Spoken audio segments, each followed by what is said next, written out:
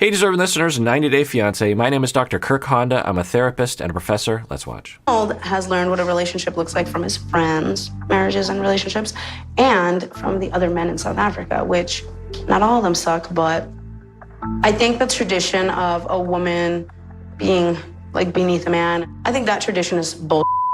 And not because I'm American, but because I have a brain. Yeah.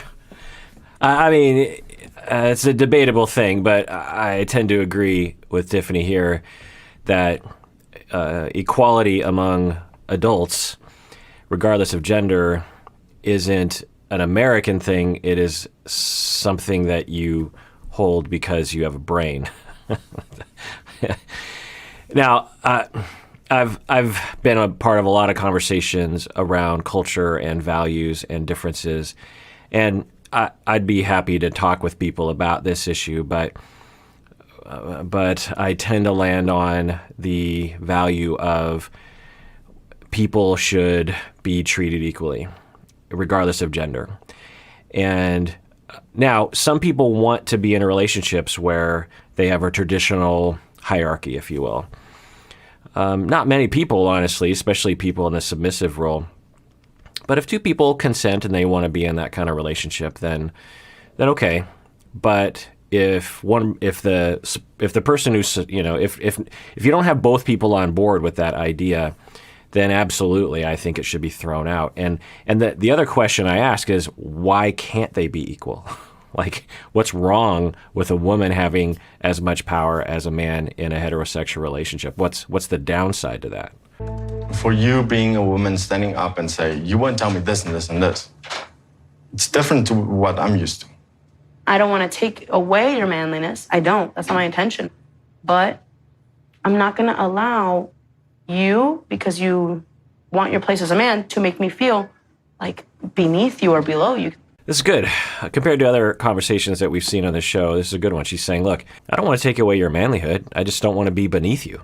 And the thing that I always say is, so in order for you to be a man, you have to be above a woman. Like, you're so insecure about your manlyhood that you have to assert some fake, false dominance just because of who you are, just because of your anatomy.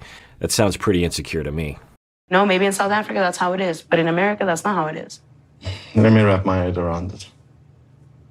Tiffany not giving me my place or let me play out my role in this marriage, it makes me feel naked. Which I can absolutely appreciate. What would Ronald do with that naked feeling, or that unknown feeling, or that scared feeling, or that unfamiliar feeling? That's the key. If he's like, well, I guess I'm just going to have to get used to it, or maybe we're going to have conversations where I vulnerably talk about what it is to make this change, that's okay. Or does he say, makes me feel naked, thus I need to blast back and say that I'm a man, blah, blah, blah. And this is a part of changing people that is important for us all to recognize. That Ronald doesn't believe these misogynistic or sexist ideas about gender because he was born that way. I don't know about South African culture. Some people have commented below and said that South African culture is very traditional gender-wise. And he was born into that society, and everyone, or most everyone in that society, held these points of view, maybe even a lot of women. Meaning that regardless of gender, you're getting all these messages as a man that in order to be a man, you have to be this, this, and this. And in order to be a man in a marriage, you have to be this, this, and this. And you're entitled to this. But also, you need to rise up. You don't want to be a wimp. You have to assert your dominance, and you have to man up and be a man. Remember that one placard behind that one therapist.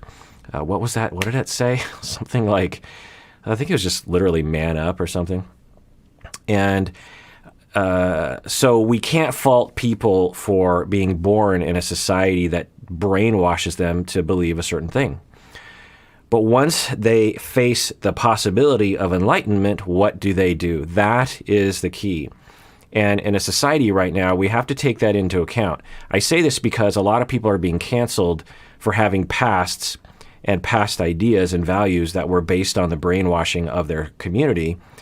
And when they were faced with an opportunity to change, they changed. And that's important that we allow for that, because if we don't, then how are we supposed to encourage those people who need to change if we're just going to blast them later as if they hadn't changed?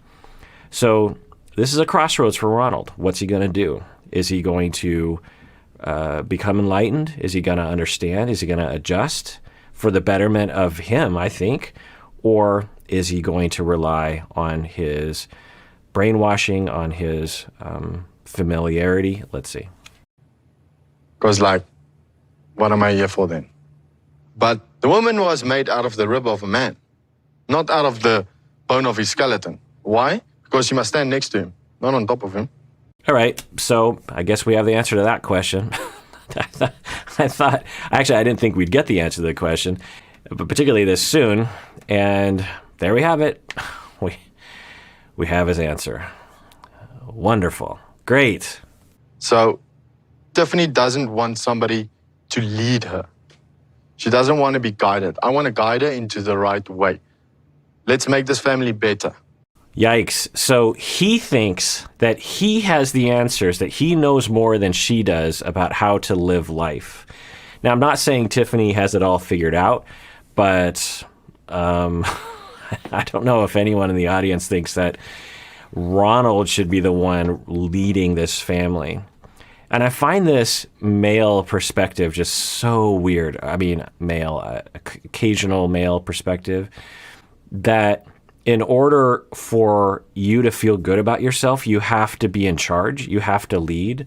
Wouldn't you like another person to take over sometimes, or at least an equal partner that you could bounce ideas off of, someone that actually can help you out with things? Like doing things, being a leader at the top, it's lonely. Like you don't have any help and all responsibility ends with you. It's nice to kind of spread that around a little bit. Plus, it's nice to have an equal partner. Do you really want someone who loves you from beneath? Wouldn't you want someone who loves you as an equal? Yeah, I don't know. It's bizarre. All right, well, that does it for that episode. Everyone out there, please take care of yourself because you deserve it. You really, really do.